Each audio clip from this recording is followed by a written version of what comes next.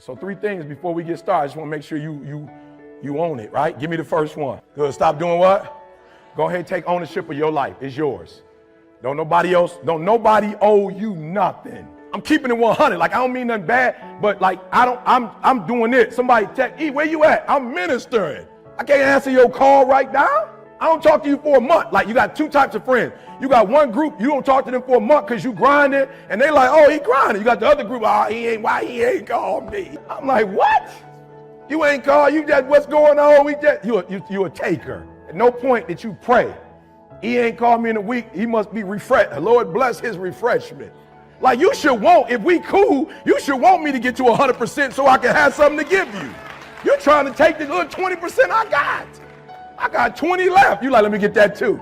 So I need you to take full ownership of your life. I need you to stop blaming. Here's the deal. Even if they did it to you, you let them. You gave them permission to do it. It's some stuff, my son had hit me up and I was talking to his mom, and his mom was just like, yo, it's some stuff that people just don't even call me on. Like, for real, my wife, like, don't nobody ever call me for a ride. You know what I'm saying? Like, I wonder why they don't. She like, they don't even feel comfortable calling me for no ride. Like, can you scoop me and take me I need a ride to the bus station? She like, I don't never get them kind of calls. Because nothing about me say I'm giving you a ride to the bus. Ain't nothing on me to say that. You don't never look at me and like, I can get a ride from her.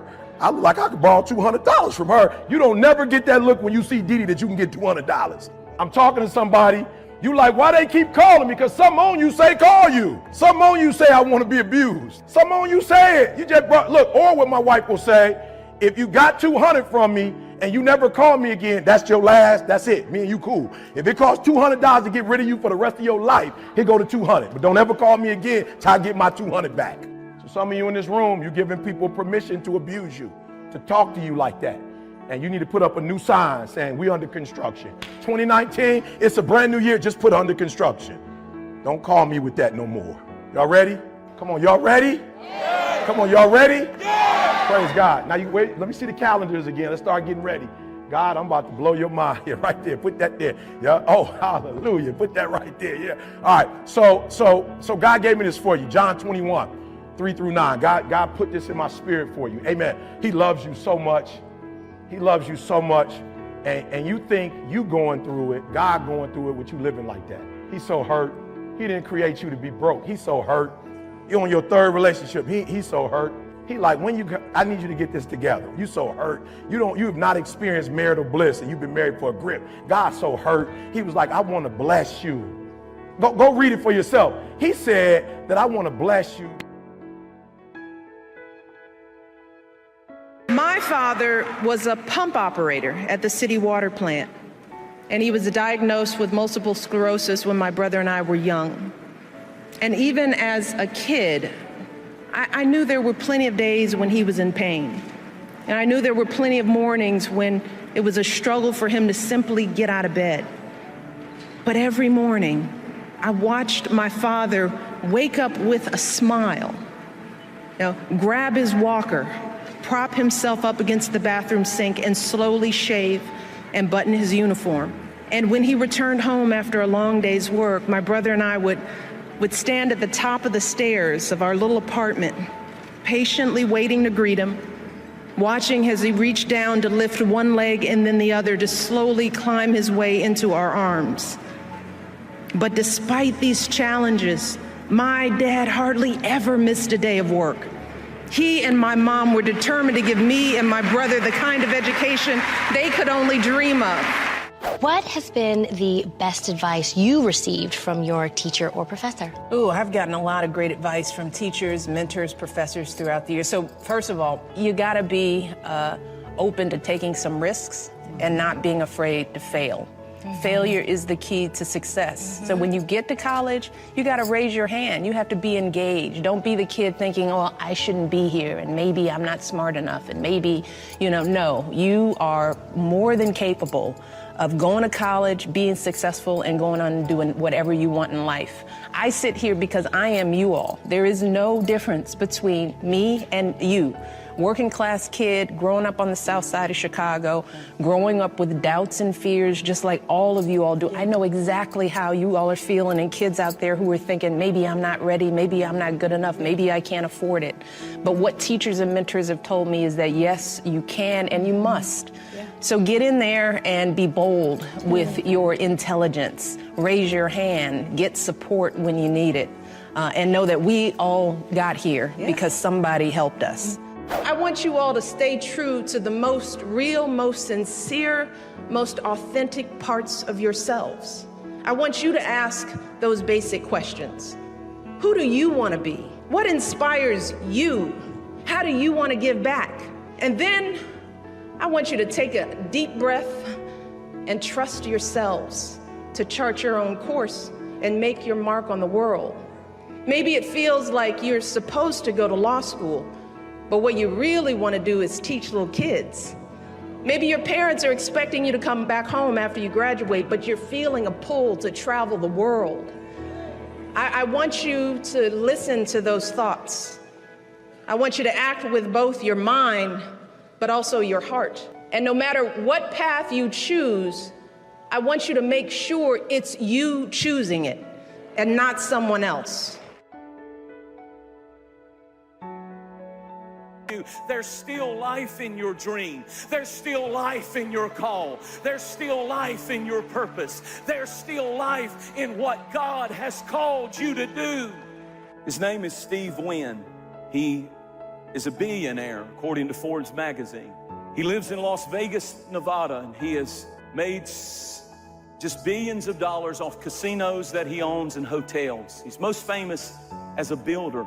But I want to tell you something that happened to him that I think speaks to your life tonight. In 2001, he's a lover of art, and he bought a painting for $50 million. This painting is called Le Rêve, L-E-R-E-V-E, which in French is the dream, and that's a picture of it. He paid $50 million because it was painted in 1932 by a man by the name of Pablo Picasso, and he paid $50 million for that painting. 50 million, y'all.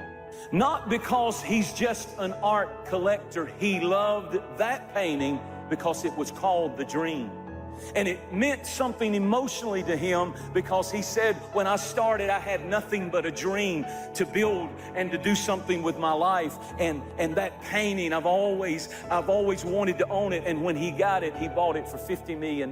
He held on to it for 5 years. He would put it in the lobbies of his expensive hotels in Vegas, and the customers and the people who were there gambling or going to shows or just traveling and doing stuff, they would get to see The Dream in person by Picasso. Something happened just 5 years later. Even though he loved The Dream, he had a chance to get 2 other paintings that he had always wanted to own. And a man from New York City who is an investment banker named Cohen, Mr. Cohen, called him and said, I want to own The Dream and I will buy it from you. And they got to negotiating, and he said, I'll buy it for $139 million.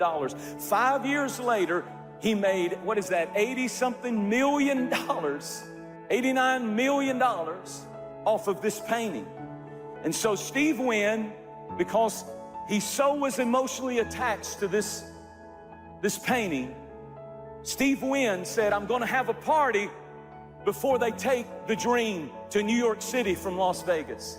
And they all came to the hotel where he was throwing this big party and everybody's having a big time.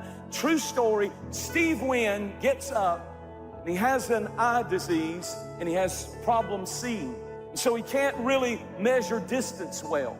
And that night, to celebrate The Dream, he had it on an easel beside him, this painting. And he got to talking, and he moves his arms a lot.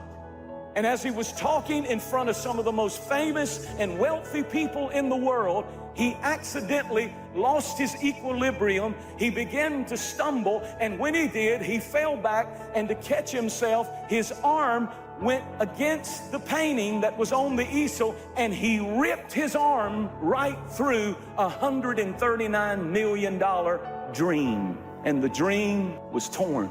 The dream was ripped. The dream was destroyed. People could not believe their eyes. He got on the phone and he called the man in New York City, and he said, I am so sorry.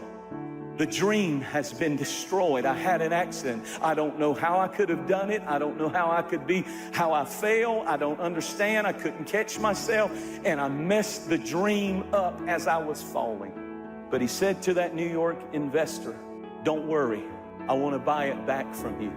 I will pay you what you paid me, $139 million. That must not get in anybody's hands, and you can't just take it now and because it's been damaged and put it in some back closet somewhere. I want that in my hands because I'm not just an art collector, Steve Wynn said. I am an art lover, and I must have it, and I'll lose $89 million if you will let me take the damaged dream.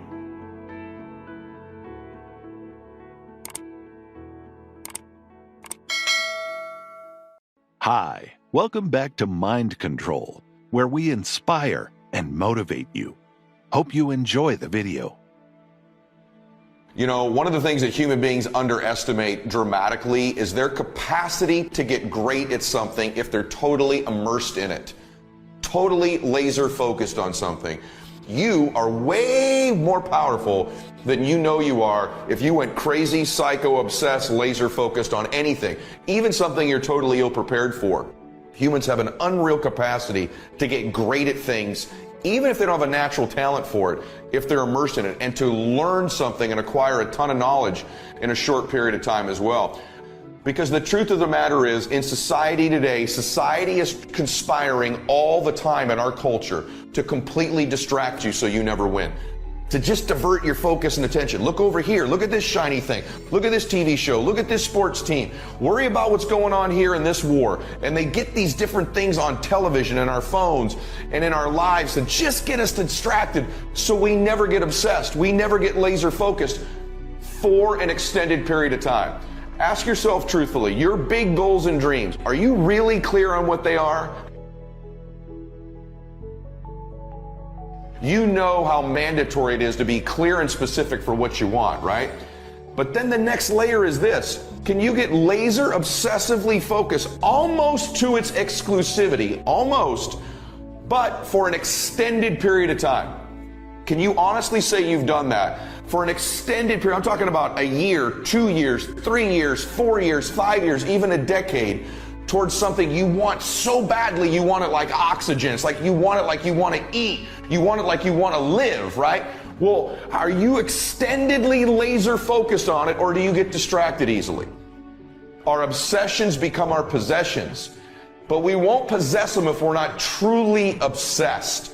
I bet there's been a person in your life you've been obsessed with. If you're over 20 years old, listen to this, more than likely you've had somebody you were pretty obsessed with, haven't you? That you wanted in your life, you wanted to date, you wanted as a girlfriend or a boyfriend or a significant other. How many times a day did you think about them? How many times a day did they distract you from what you were doing with just the thought of them? In other words, this is what I want you to understand. When you're laser obsessed focused, your obsession distracts you from what you're currently doing, not the other way around. You're not really obsessed with it if you're easily distracted from it. This is so important. You right now can test whether it's your obsession with whether it distracts you constantly. The first thing you think of when you wake up, last thing before you go to bed. When you have a big laugh, it comes up. When you cry, it comes up. When you're watching TV, it comes up. When you're doing your regular job, but it's your side hustle, it comes up. You can't stop thinking about it. It distracts you from the rest of your life. That's what an obsession does. When it's not really your obsession, the rest of your life distracts you from it. And so the it in your life is so important. But there's all these things that distract us today. I'm going to give you a recommendation. Turn your damn TV off. Turn the radio off most of the time. Turn your phone off a lot too. So here's the deal. The TV's competing constantly to distract you with stuff that really doesn't matter. And I'm not saying, by the way, don't be informed, don't know what's going on in the world, because that makes you more interesting, right? You should know what's going on in the world. But let's be real. Does it really matter what's going on with the Kardashians right now? What happens in their life doesn't dramatically impact mine, but how many people are more obsessed with the Kardashians? Don't be so obsessed with them. Be obsessed with your own reality TV program called Your Own Life. How about the news? All the time they're trying to distract us. Before it was Obama, now it's Trump. Trump's going crazy today. Obama was nuts about this. Healthcare, Iraq, Iran, North Korea, right? Like all these things. And most of these things don't impact our own lives. I'm not saying don't know about them, but it's such a convenient escape from the work. It's such a convenient escape from our obsessions. You talk about people dying from disease. Look, people die from negativity every day. You have been negative. You know why? Because the number one dominating force on planet Earth is the media. The media, 800 TV channels spew negativity onto the American public and every other country on planet Earth. They just puke it on you. Oh, but I watch Fox. Good. They puke at Fox and they do at MSNBC. It's just you're in agreement with the puke. I got some conservative puke, I got some liberal puke, and you got Stossel in the middle. He's like, okay, I'm just an independent puker. Dude, puke is puke. The left against the right, Republicans against Democrats. Who's going to be the next president? Who's going to get the Democratic nomination? Can they beat Trump, right? Who cares? Who cares right now? You got to win in your own life. It's like, when I say this, people say, well, that's not, a very professional, evolved opinion. I'm just telling you what it takes to win. What it takes to win is not worrying about all that stuff. That should be the background noise. But talking about it, thinking about it, watching TV about it. Who cares what's going on in the real whatevers of anywhere? Who cares what the Kardashians are doing? Who cares who's running for office now? You say, well, wait a minute. Aren't you socially conscious? Here's all I know. I've been alive through many different presidents, Republican and Democrat. None of them changed my life. None of them did. And none of them are going to change your life if we're being real. I think grassroots movements of good people and communities change the world. I don't think politicians change the world. If you think about it, the majority of people obsessed with politics I'm just meaning this nicely, they don't have much going on in their own life. So it's a convenient distraction to be mad at a politician because you're losing.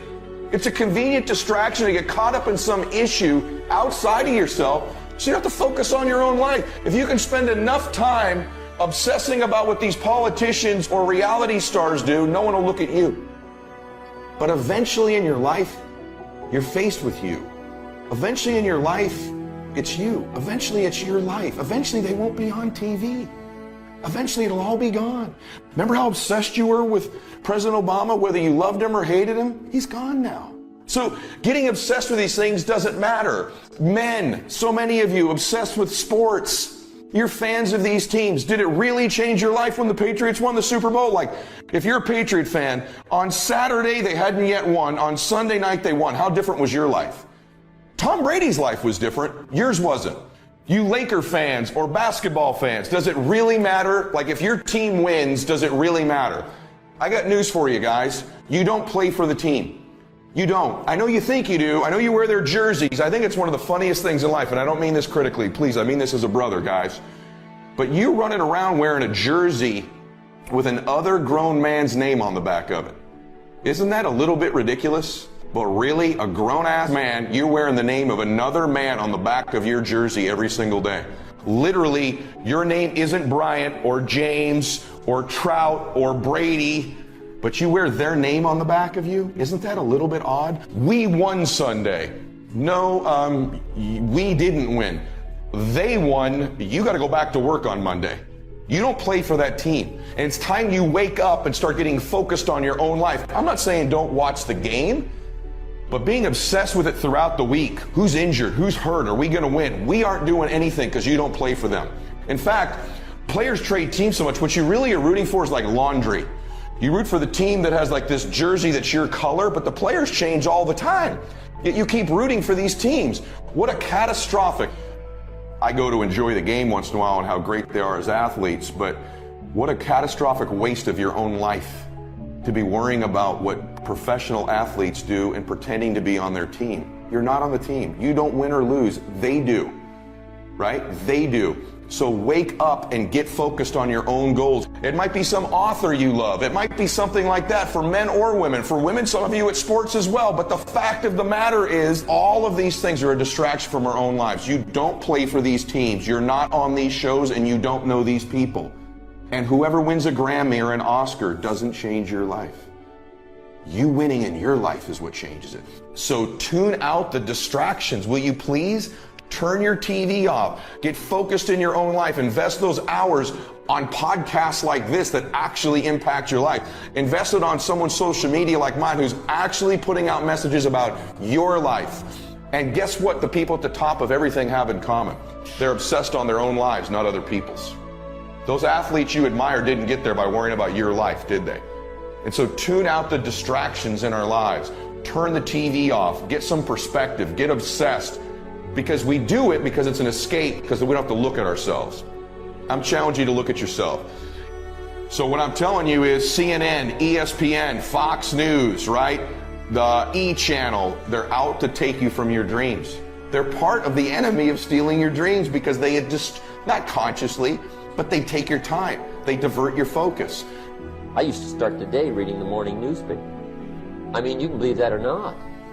I'd get a cup of coffee and read the paper. I'd load up on wars and riots and murders and stabbings and killings and car wrecks and tragedies. I'd load up on all that, and then I'd start the day. You can imagine the kind of days I used to have. You walk around on your financial knees. They call you economic peewee. What other things divert our focus? The things in life that don't matter, our own negative thoughts, our own insecurities, our own weaknesses, these distract us. Failure distracts us. Gossiping of other people distracts us. Talking about other people, worrying about haters, getting caught up in things that don't matter in our life. Drugs and alcohol distract us. There's all these things. When you start to pile them into life, what's your distraction? Just be honest. Netflix, video games, gossip, haters, your problems. Are you distracted with things that don't matter in your life? There's all these things competing to get you to not be focused. How about your insecurities? How about your fears? How about your worries or your problems? Are you using all of these? Do you your relationship issues, does it distract you from your big goals? Do you let these things, do you almost willingly do it? Here's what I think. Most of us are willing participants in our own distraction. And we need to be willing participants in our own focus, in our own obsessions, and getting ourselves back on plan. Because remember what I told you, if you're really obsessed, the obsession will distract you from these things. But if you're not obsessed, these things will distract you from that thing. We'd like to thank you so much for watching till the end. Don't forget to share your thoughts in the comments section. Please also like, subscribe, and share this video with your friends and families. Please watch our other motivational videos. Thank you again.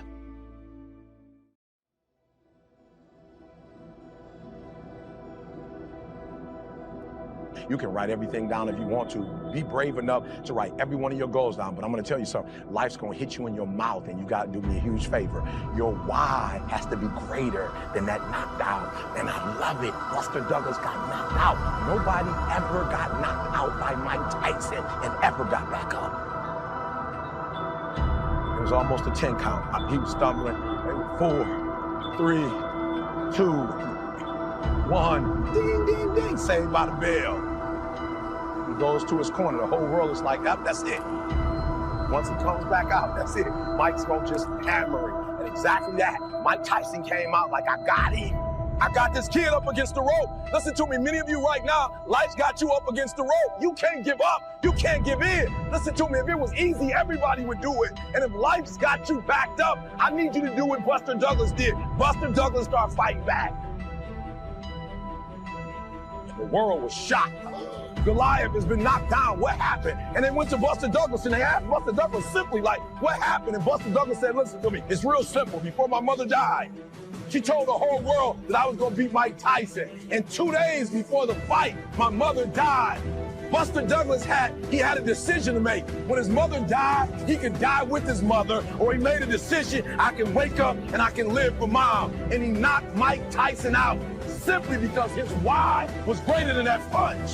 His why was greater than defeat. His why was greater than his trial and his tribulation. And I'm telling you, if you don't know what your why is and your why isn't strong, you're going to get knocked out every single day.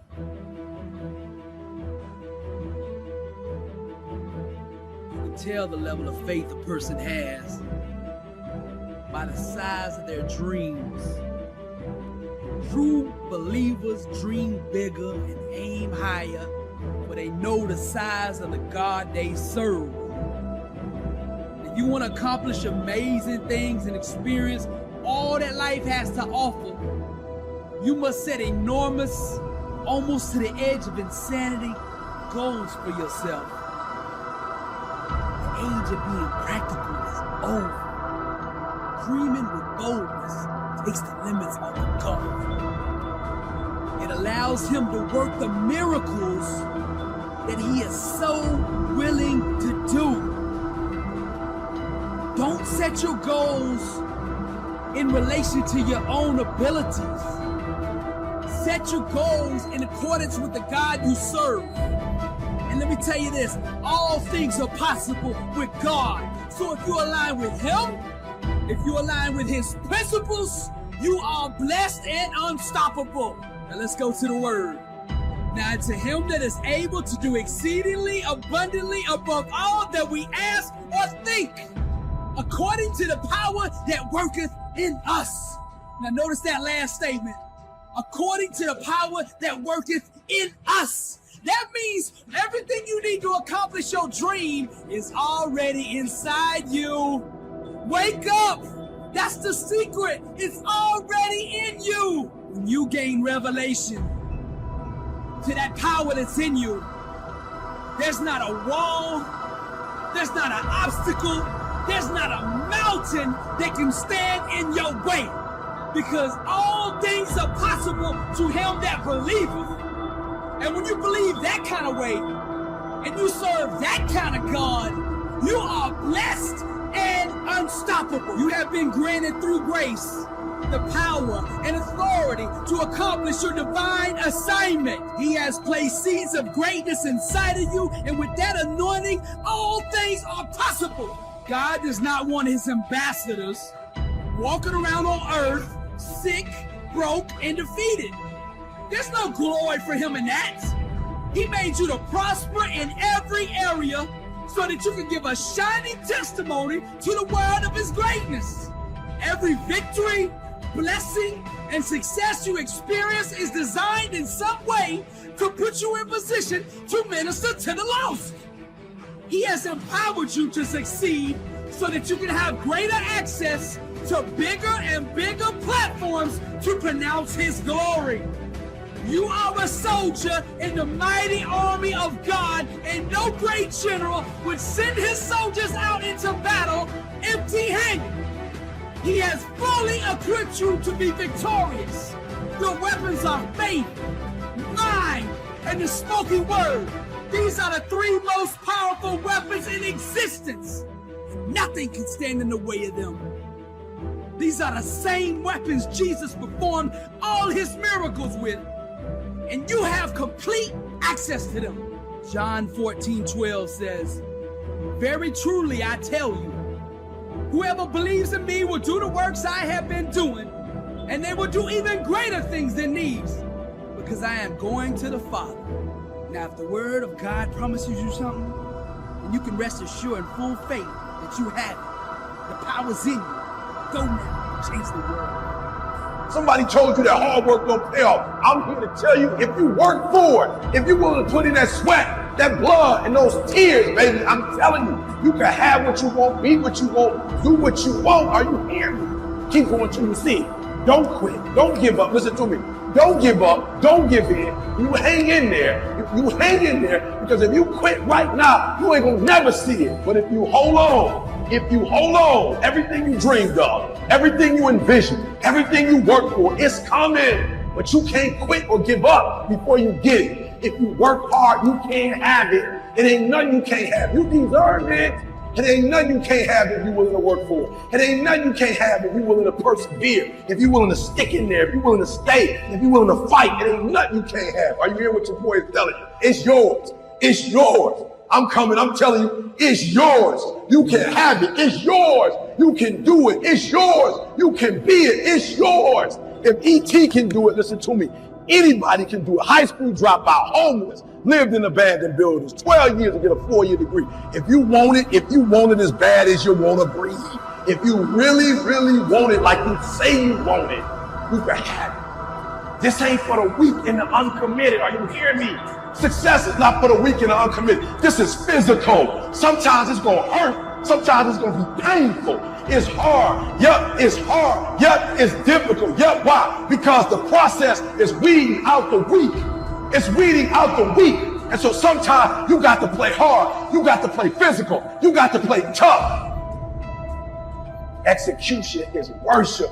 You got to get to a place that when you start it, you get through the middle of it, the doldrum, and you finish it. Are you hearing me? And not just finish, you finish strong. Listen to me very closely. Most of you, the reason why you'll never be successful is because you procrastinate. You procrastinate. You never finished up.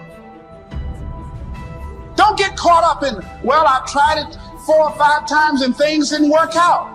If there's something that you want and you're hungry for it, you've got to do whatever is necessary until. And when you give the best you can and that's not enough, you must do what is required.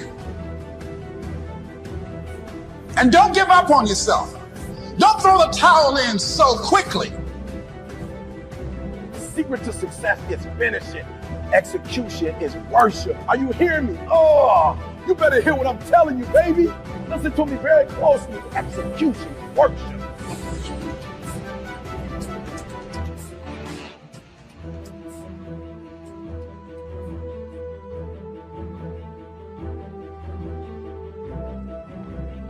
No matter what you might be going through, don't quit.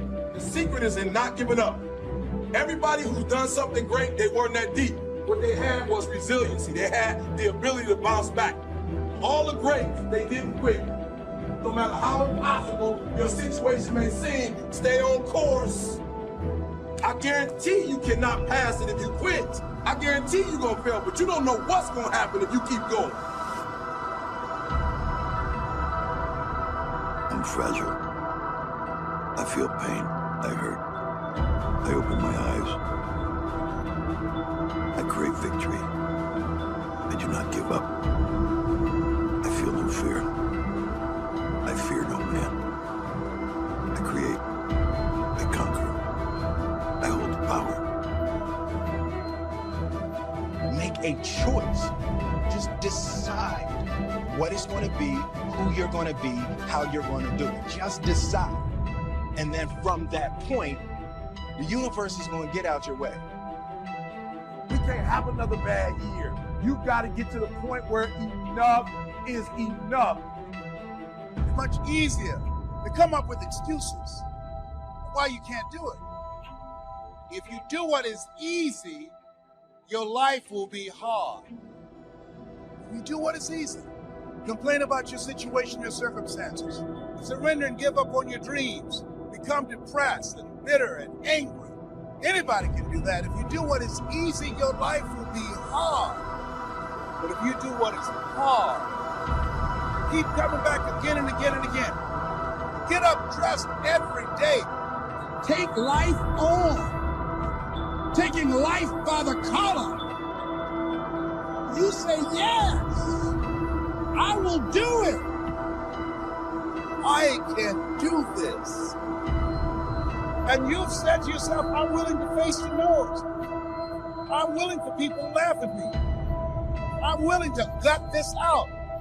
I'm willing to make this happen. It's my time. It's possible. It's necessary. It's hard. It's worth it. I'm going to do whatever it takes. I can do it. If anybody's ever done it at any point in time in history, then what's possible for one, it's possible for me, and I'm going to do it. And if you do that over and over and over again,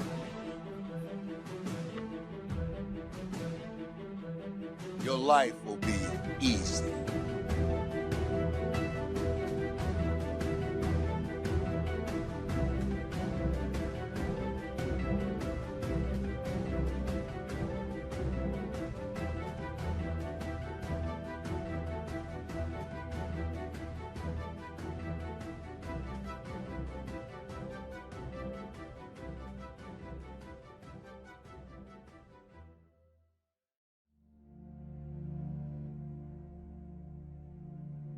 At what point do you become stronger than your strongest excuse? Meaning, even when it's valid, you can use it, and it's probably wrong that it happened, but at what point do you become stronger than your strongest excuse? Because at a certain point, life is going to place everybody in a position to where you never know how strong you are until being strong is the only choice you have. In 08, I'm sure it's a lot of people that went bankrupt because that foundation wasn't intact. The adversity that hit them, they didn't even know how strong they were. They didn't even know what they possessed. What's the reason you've given yourself why you can't be successful and you can't be better? Let me tell you something I've learned. It's way easier to blame someone else than to get honest with yourself. What's the reason? What excuse have you bought into? What excuse have you believed that's not allowing you to live the life God's called you to live? I gotta have the courage to stop making excuses.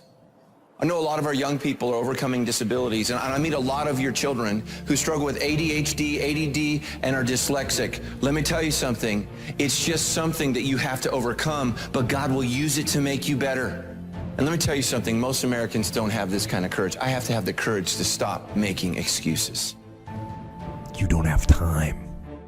You're too busy. Sure you are. That's a lie.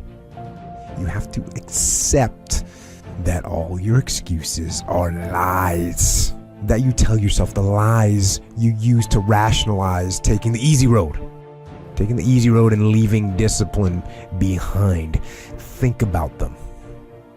Recognize the excuses are not valid. They're conjured up. They're fabricated. And how do you stop the lies? You stop the lies with the truth. The truth. The truth will set you free. See, a lot of people never live their dreams. A lot of people never do the things they want to do. A lot of people stay on jobs where they're miserable. I read an article called, "Is Your Job Making You Sick?" Many of us choose an active living death. Many of us are walking dead. The first thing you got to do in order for change to take place in your life is you got to have a desire to change. The second thing that you got to do if you want change in your life, you got to stop making excuses. Because an excuse will stop change. Are you hiding behind your veil of excuses, noticing that you're still the same? Do you continue to come up with excuses that continue to stop change? Because that's what excuses do. Excuses guarantee failure.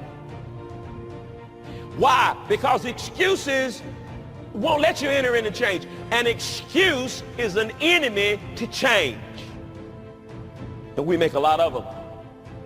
An excuse is an enemy to change.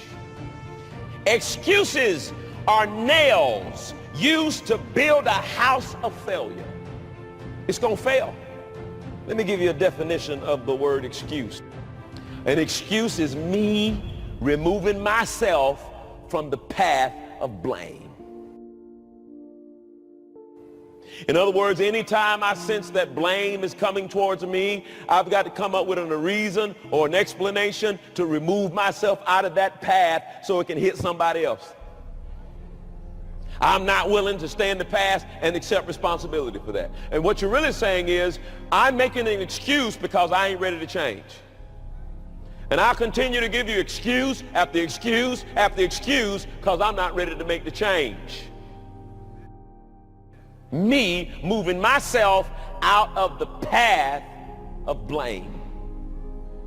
And it's so easy to blame it on somebody else. To release the power to change, we must stop making excuses, or the power of change is stuck. It's stranded. Can there still be legitimate reasons? Yes, there can. And for me, the difference, the line between an excuse and a reason is, an excuse is when you blame something that you could have controlled. And a reason is something that you have absolutely no control over whatsoever. So don't believe the lies, believe the truth. And the truth is, you have time. You have the skill, you have the knowledge and the support and the willpower and the discipline to get it done. Listen to the truth. then live the truth and go out and get it done. Excuses sound best to the person that's making them up. I'm gonna keep it so real with you, it's supposed to make you uncomfortable. Stop feeling sorry for yourself. Get off the pity potty. Wake your ass up. Awaken the beast inside. Get in shape. Get off the pity potty. It's time to take shit to another level. It's game on. It's focus. It's go season. I believe in you. It's time for you to take advantage of your America. You got a problem with your life. You got a problem with your environment. Do something about it. If you want it, go get it. Excuses sound best to the person that's making them up. Let me tell you something. It's easier to go from failure to success than it is from excuses to success. The moment you make excuses for your life, you take the exit off of where you're trying to go. Because excuses give you a reason for not being exceptional. It gives you a reason for not showing up. It gives you a reason for not delivering the goods. It gives you a reason for not being the person that you wanted to be. Remember this, excuses always shrink your stature. Excuses always pull you. Excuses are the quicksand in the land of the living. And the moment that you begin to excuse yourself and make it a lifestyle, you never can be a person of excellence and you can never be a person of success. People that have excelled at the top of their profession because they shelved excuses and said, I will not use it, but I will be a person that pursues excellence in my life. Today, get rid of excuses. It's like this, my friend. If ifs and buts were candies and nuts, we'd all have a Merry Christmas. That a lot of things that we want to do, a lot of places we would like to go, a lot of things we would like to experience, and we just stop at but, and we build a case. In fact, I was reading something the other day that talked about but. It says but is an argument for our limitations, and when we argue for our limitations, we get to keep them. Always something there to build a case on why you can't move on, why you can't grow to the next level, why you can't begin to manifest your greatness, why you can't begin to live life on your terms. Always something there to block you, to keep you where you are, and keep you from beginning to develop your true greatness. Always some fear. How do we handle it? And I'm saying that if you've been hiding out behind but, if you've been using the fact that you don't have enough money or you don't have the education, take it head on. Go get the education. See, but will cause you to procrastinate, but will cause you to hide out behind fear, but will cause you to come up with all type of excuses that you can validate your inaction and not acting on your dream. Take full responsibility for what happens to you. It's one of the highest forms of human maturity, accepting full responsibility. It's the day you know you've passed from childhood to adulthood, the day you accept full responsibility. I used to have that long list of reasons why I wasn't doing well. To explain. You got to explain, right? Otherwise you're going to look bad. See, I used to blame everything outside. And then let me give you a little philosophy that helped turn my life around. It's not what happens that determines the quality or the quantity of your life. It's not what happens. And the reason is because what happens to about everybody. No different. And I found out that the same things can happen to two different people. One gets rich and one stays poor. Why is that? It's because it's not what happens, but rather it's what you do that changes everything. Disappointments are not special gifts reserved for the poor. Everybody has them. The difference is what you do about it. What can you do starting tomorrow that'll make a difference? And right now, more than ever, people need to look for ways to live their dream. People need to look for ways to make it on their own. There is no such thing as job security. There's no such thing as a storm-proof or tragic-proof life. There are no guarantees today, ladies and gentlemen. The illusion is gone. There was a time when we graduated from high school, you were told, go to college and get out, and you go and work for a corporation for 30 or 40 years, they'll give you a gold watch and you'll retire. That day is gone, never to return again. So instead of people living in fear, feeling stressed out, feeling powerless, feeling like victims, I think it should be a time that we need to begin to look at ways that we can become an active force in our own lives. Look at ways when we can decide to take charge of our own destiny. Look at ways when we can decide to design a life of substance and begin to truly live our dreams. So if you want to do something, if you thought about something you want to do, take it head on. Decide that you're going to start looking at it, start doing research on it, start tackling it, start becoming involved in whatever and wherever it might lead you to begin to explore the possibilities in that particular thing that you're seeking, so that you can begin to learn all you can about it. Decide that you're going to face it, that whatever shortcomings you have, that you're going to strengthen yourself there. Whatever training that's required, that you're going to go get that training, that you're going to get started right now.